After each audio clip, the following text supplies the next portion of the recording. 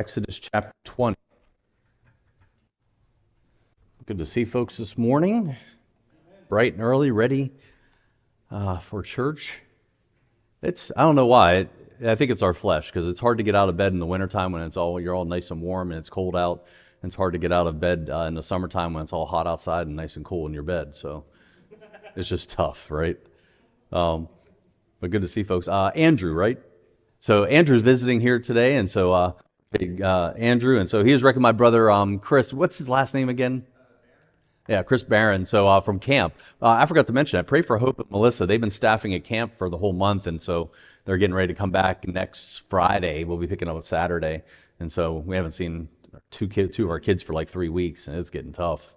Also, the chores ain't getting done around the house, so you don't have the full complement of your labor force. It's a reason to have children, so stuff done around the house, and so we're behind on things. So no, we miss them. It's been tough, but looking forward to having them back and seeing folks back. But that's kind of what summer is. So just how it goes. Good to see folks up.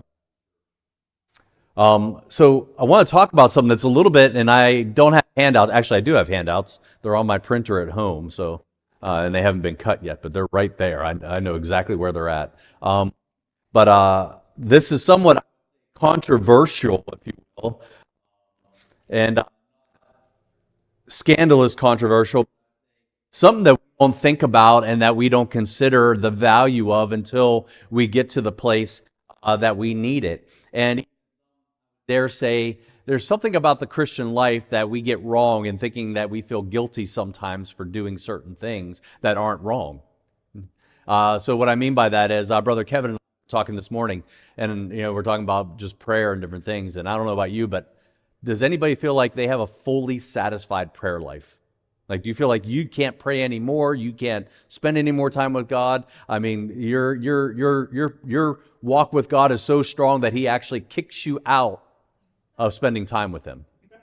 I don't feel like that. I feel like there's always something to be working on in my life, and I can always spend more time with the Lord in prayer and meditating on His Word. I never feel like, and I don't mean to say this way, but for lack of a better way, doing good enough in that area.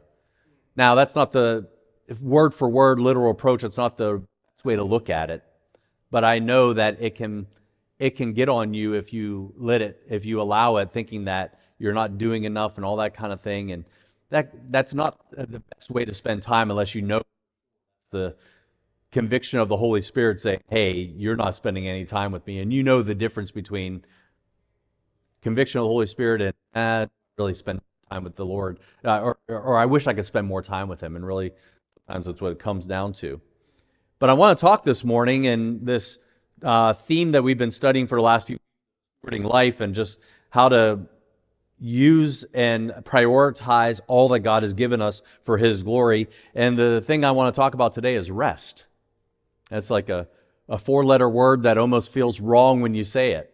Have you ever felt like that? Like it feels wrong to relax and rest sometimes? You ever felt guilty that way? I have. I've sat in moments and said, I feel like something. Have you ever said that? Almost like you're wrong for doing it. Now, I don't usually say that whenever I've been laying around for 3 days, nothing going on in the world.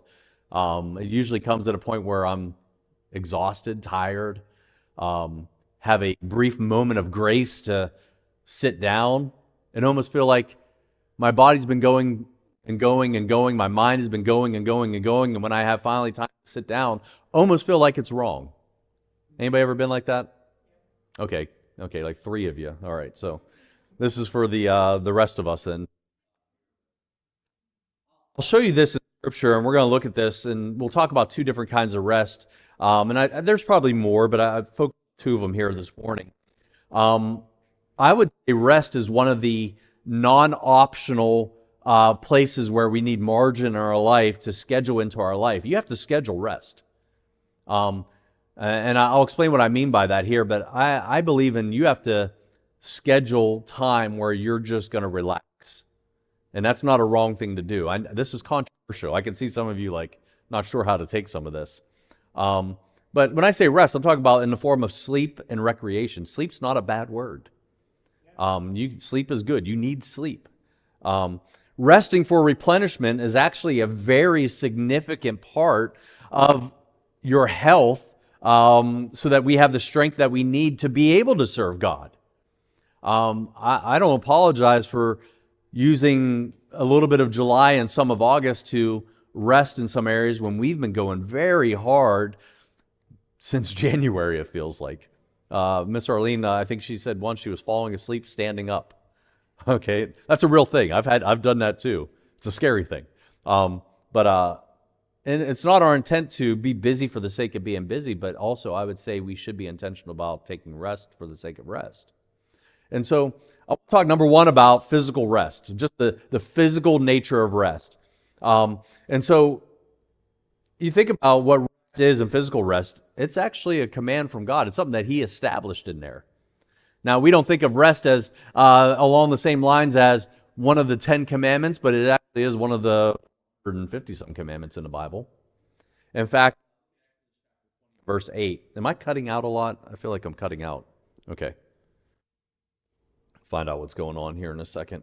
But physical rest, I'll say this, a weekly Sabbath was an Old Testament command from God. It was actually an Old Testament command.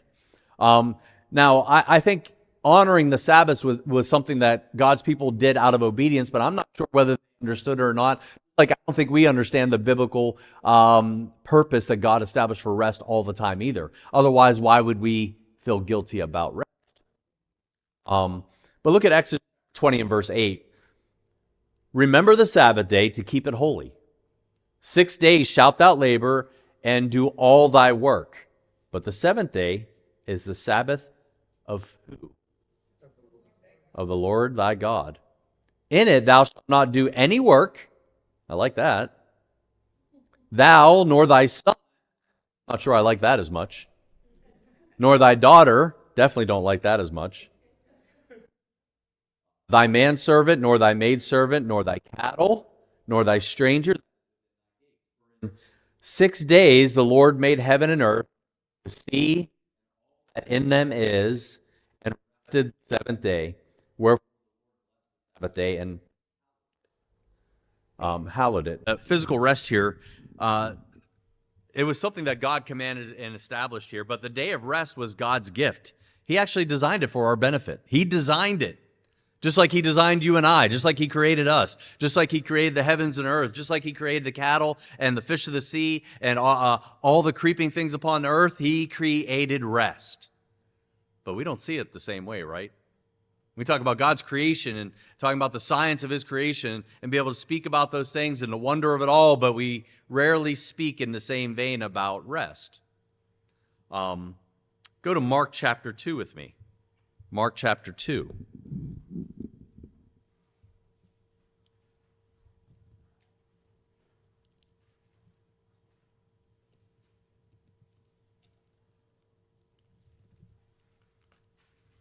Now, this day of rest was God's gift. And it's good when we have time to rest to actually thank God for that gift. And when I say thank God, there's a difference between, oh, thank God, when you plop down in the chair and thanking God. I'm not saying one is wrong or the other. I'm just saying there's time you should thank God for downtime. Don't spend it feeling guilty about it if it's God ordained and God set up. And that's when the, oh, thank God, is actually not in vain. It actually, you really mean that. And I believe whenever we say that, we should mean that. But look at Mark chapter 2 and verse 27. And He, meaning Jesus, said unto them, the Sabbath was made for man, and not man for the Sabbath. Now, since Jesus' resurrection, our day of worship has been moved to Sunday. Won't spend a lot of time on that, but we're no longer bound by obedience to honor the Sabbath in that way. Yet, we see a biblical principle of Sabbath rest. In fact, tell me somebody that doesn't need time to replenish their body.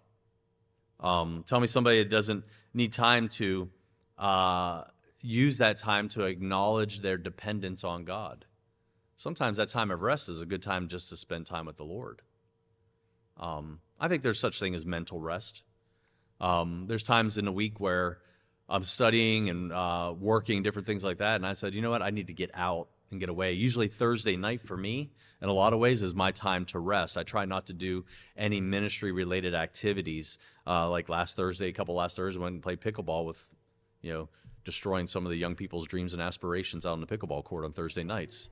I enjoy that. That gives me rest.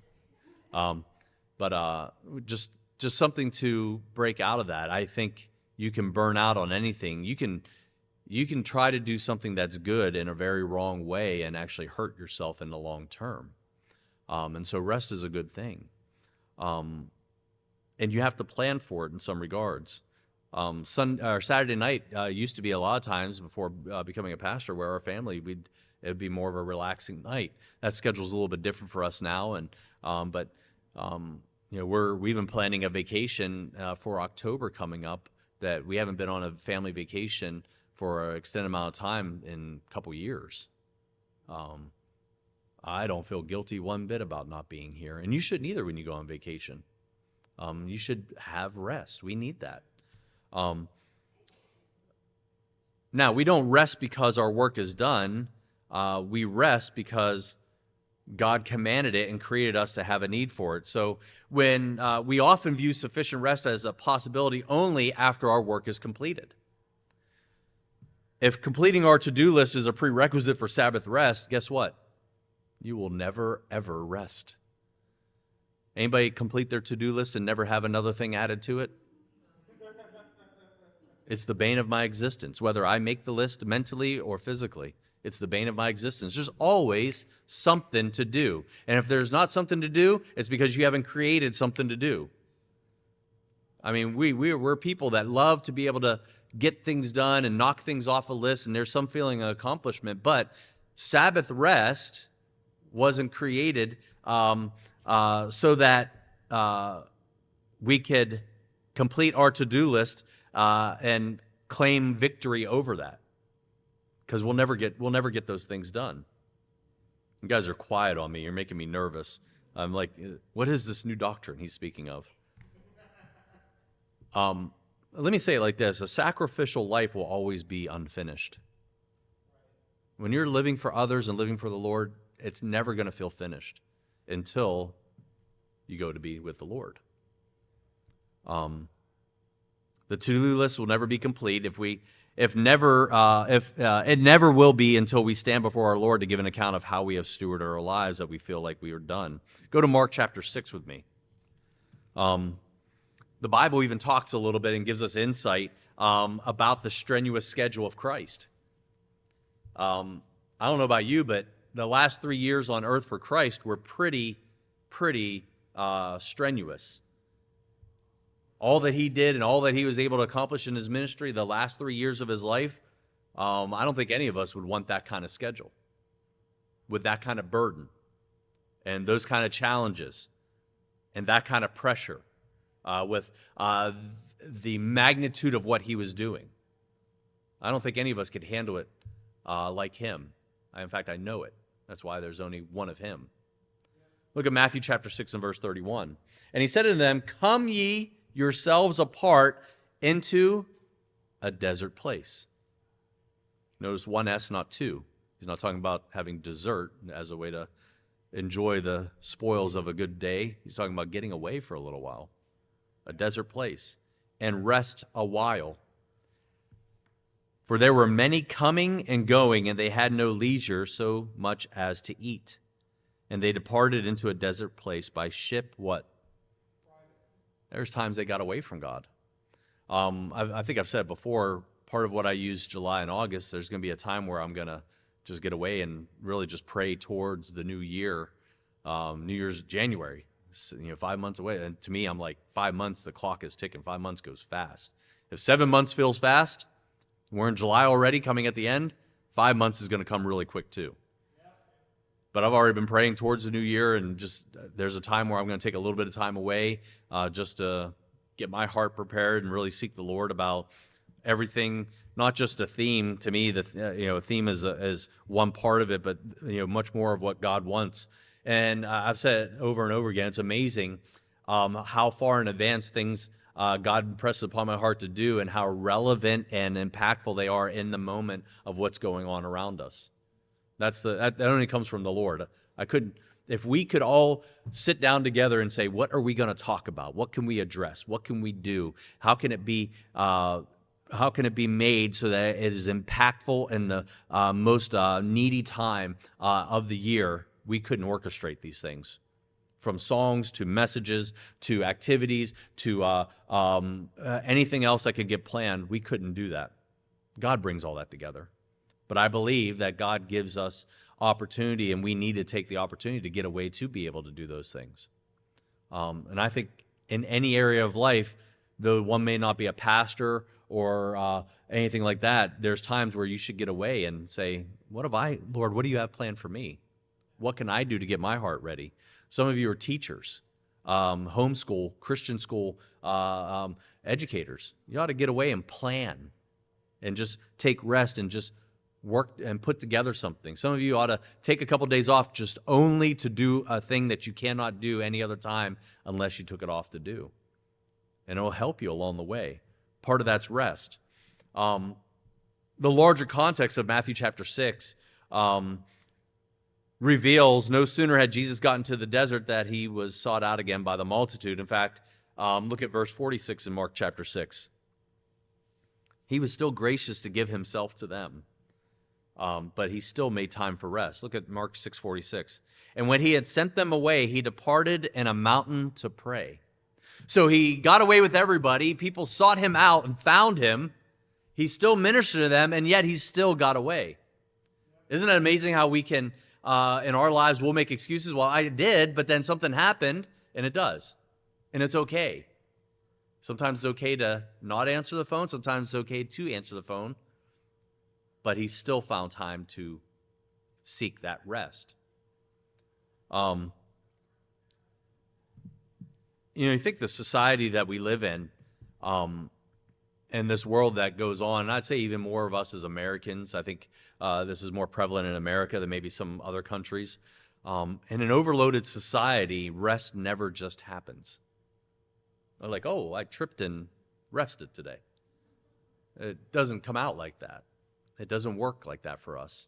In an overloaded society, rest never just happens. It has to be planned. It's something that we have to plan. Sometimes this means scheduling a mini vacation or disengaging right after a busy season, turning your phone off for a while, getting off social media for a while, removing the apps, as drastic as that sounds. Sometimes it means planning a date with your children, grandchildren, husband, wife, whatever it may be.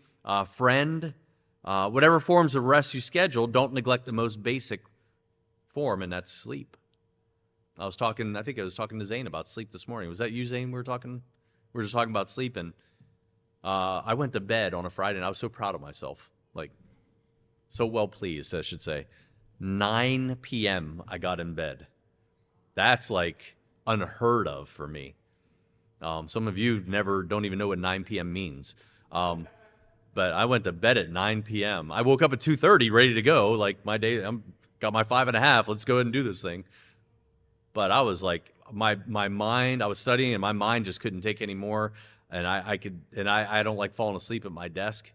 And so I just like, well, I'm just going to go get in bed. I slept for 45 minutes. My wife knows I'm a power napper. I can get 20, 25 minutes and I'm right as rain. But I woke up 45 minutes, got up for about 15, went right back to sleep till about 2:30. Laid in bed till about 4:30 and said, well, okay, I'm not sleeping, getting up, getting coffee, getting the dogs out, and then start my day all over again. And it didn't stress me out. It's just, this is what it is. This is what my day is. And some of you, sometimes you stress out because you're not sleeping, wondering why you're not sleeping. And in actuality, you still haven't gotten rest because you spent that mentally stressed out about it. I know these are things we don't talk about in public circles.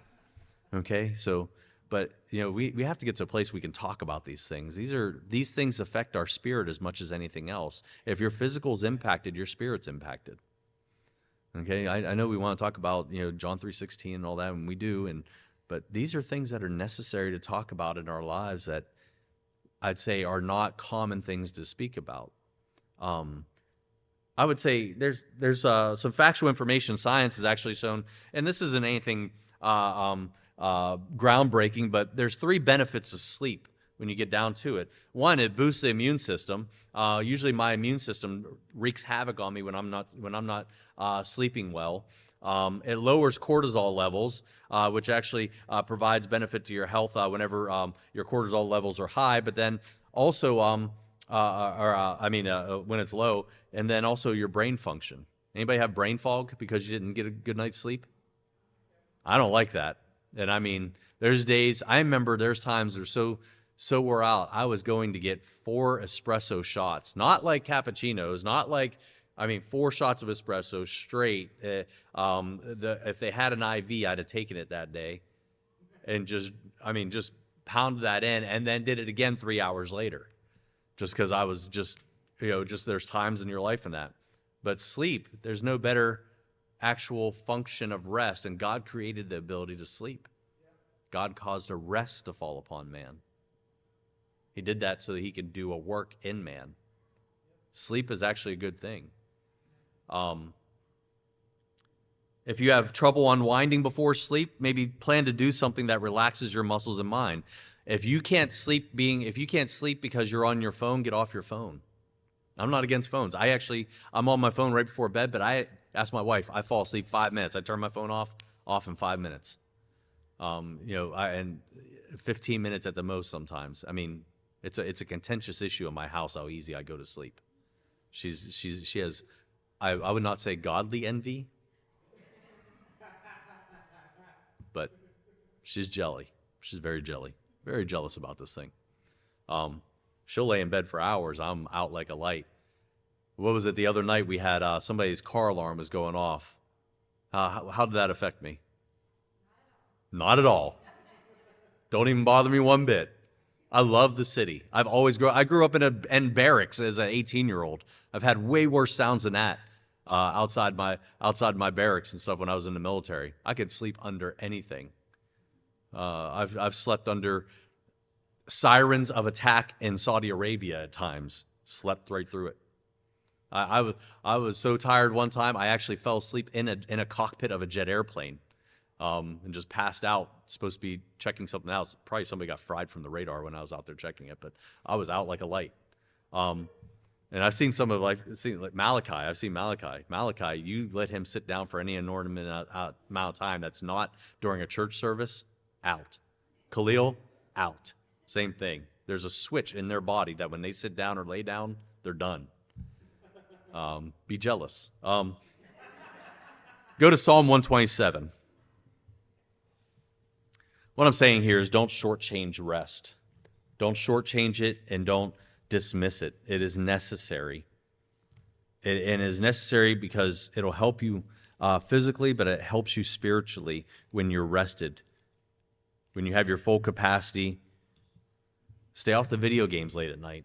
I would argue strongly that anybody playing video games on a Saturday night before you go to church on Sunday, you are not prepared for Sunday. If you're on your phone late at night watching movies until 2 in the morning, you are not ready for church on Sunday. In fact, we go out and pick up kids, and I know for a fact that some kids can't make it to church because they've been up all night playing video games. You show the Lord your priority when you do those things. In our home, raising kids, everything about Saturday night from 6 p.m. until the evening when they were little was all about getting kids baths, getting clothes ironed, getting things ready so we'd be able to get up in time for church. I've had people come to me and say, I can't seem to get my one teenage son ready for church because it's just so hard. And I'm sitting here looking at my 6 kids all under the age of 10 and saying, yeah, I can see that's tough. We make time for what we make time for. That's the all honesty of it. We prioritize what is important to us, and we live our life according. If games and phones and other things like that or movies and all that are important to our life, staying out late, whatever it may be, you're showing the Lord your priority. You should be ashamed of that. And I'm not being harsh and mean. I'm just saying you're not showing the Lord the proper value of what you need on Sunday by staying up all night Saturday. And here's how you know, the arrogance of it in your spirit saying, oh, I can do this. I can do that. Because you got up on time doesn't mean you're physically and mentally and spiritually present on time either. Psalm 127. Look at verse 1. Except the Lord build the house, they labor in vain that build it. See, we can plan a bunch of things in our lives, but except the Lord do it and lead it, our labor's in vain by ourselves. Except the Lord keep the city, the watchman waketh but in vain. It is vain for you to rise up early, to sit up late, to eat the bread of sorrows, for so he giveth his beloved sleep. Have you ever done this where you've stayed up late, worked all day, and when you ate, you finally had the time to eat, you didn't even enjoy the food you had. You didn't want to make it, for one. You chose probably the easiest thing that you can do, and you did not enjoy. I like to enjoy when I eat. I like to enjoy it. I don't want to sit there and eat bread of sorrows. What I mean by that is you're just living a miserable, repeatable process of life that you can't even enjoy the food that God gives you. It's just on to the next. Do this, eat that, move on to the next. So when we talk about rest, physical rest, it's God ordained and it's God's gift to his children. Now, let's talk about soul rest. Soul rest is a deeper kind of rest that is necessary for every single child of God. Now, as vital as physical and mental rest is, there's a deeper rest that's available and necessary for every child of God. Go to Matthew 11. No amount of sleep, no abundance of recreation, no weeks of vacation can give sufficient rest to the person who is overloaded with envy, overloaded with bitterness, overloaded with unresolved conflict in their lives, overloaded with guilt. You can't sleep that away. It's funny how when you have those things, you try to use sleep as the tool for that. And really, that's an escape mechanism, no different than somebody who tries to drink their problem away, smoke their problem away, or get into some kind of sin. I'm not calling sleep sin. I'm just saying you've misappropriated God's purpose of rest. Now, these kind of burdens, bitterness, envy, unresolved conflict, sin, and the guilt of it, they affect your health too. 100% affect your health. Look at Matthew 11, verse 28. He says, "Come unto me, all ye that" what? "And are heavy laden," not because of the labor, but the burden of things. "And I will give you" what? "Take my yoke upon you and learn of me, for I am meek and lowly in heart, and ye shall find rest unto your souls, for my yoke is easy." That's Jesus saying his. Can you look at Jesus' life and say, yeah, he had an easy yoke? No. I look at his life and say, I can't handle the burdens he had, but yet he said his yoke is actually easy. And my burden is light.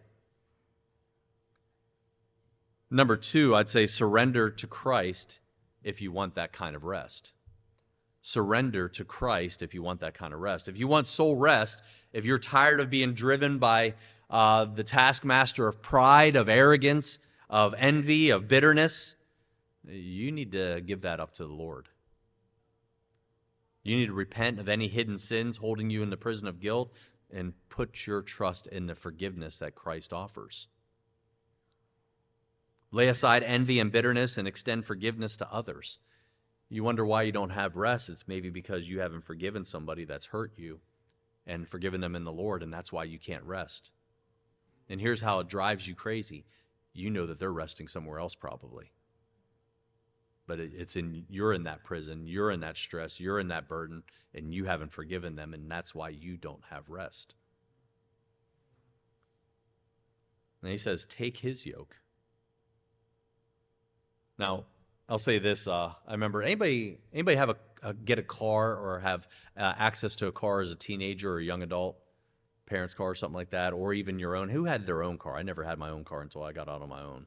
Okay, a couple people did. Do you remember what that feeling was like? Remember how great that feeling was to have your own vehicle? Something that was yours. Parents got it for you, or you paid for it out of work. You finally get to sit behind the wheel, and you're so excited, and you can't wait to show it off. It could be a pile of junk, but it's your pile of junk, right? It's yours. And a lot of times that vehicle represented in some ways that freedom that you had. to take your vehicle and go wherever you wanted to, when you wanted to. But then you learn about the upkeep of the vehicle. You see the oil that's leaking out of the car one day. You see how much the price of gasoline is, and it matters to you now.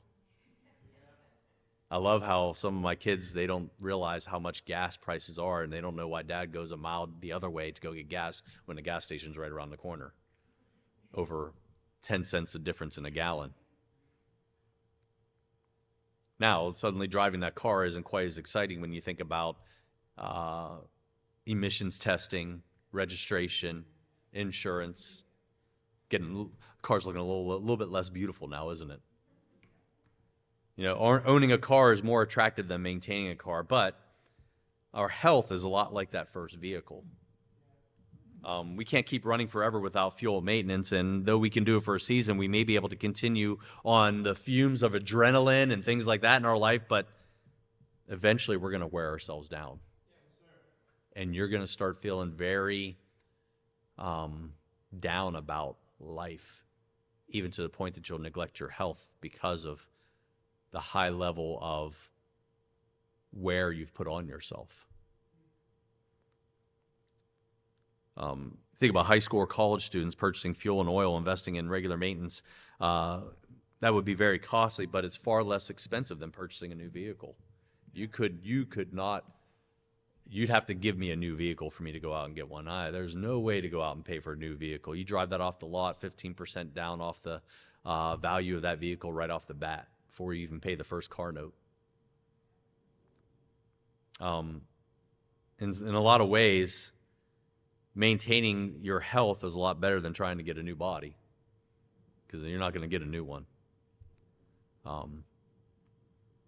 It seems costly to take time for rest and get nourishment on a regular basis, but in the long run, it's going to be wise for us to do that. Think about it, takes just a little bit longer to recover as you get older, doesn't it? It takes a little longer just to feel better, almost to the point where you're frustrated. Like, I don't remember this in my 20s. Yeah, because your body was. But I'd say the more you take care of yourself now, the longer you give yourself a better chance to feel better later. Don't neglect it now.